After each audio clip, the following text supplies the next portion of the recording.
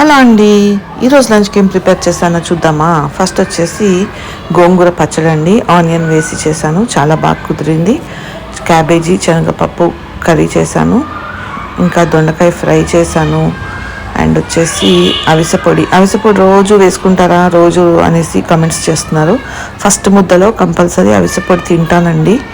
And next వచ్చేసి boiled egg, పెరుగు, కట్టుచారు అంటే చెప్పాను కదా, మనకి పూర్ణాలకు ఉడకబెట్టిన పప్పుతోటి చేస్తారని చెప్పేసి. అండ్ వైట్ రైస్, అందులోకి నెయ్యి. చూసారు కదా, నేనైతే ఈరోజు లంచ్కి ప్రిపేర్ చేశాను. మీరేం ప్రిపేర్ చేశారో కామెంట్ సెక్షన్లో చెప్పండి. అండ్ ఎండలో వండిపోతున్నాయి కదండి, కొంచెం మీరు వీలైనంత వరకు ఫ్రూట్స్ తినాలనిపిస్తే కనుక పుచ్చకాయ తింటూ ఉండండి, అది చాలా మంచిది. తర్బూజా అండ్ పుచ్చకాయ, బట్ నేను ప్రిఫర్ చేసేది పుచ్చకాయ అండి. వాటర్ కంటెంట్ ఎక్కువ ఉంటుంది కాబట్టి హెల్త్కి మంచిది.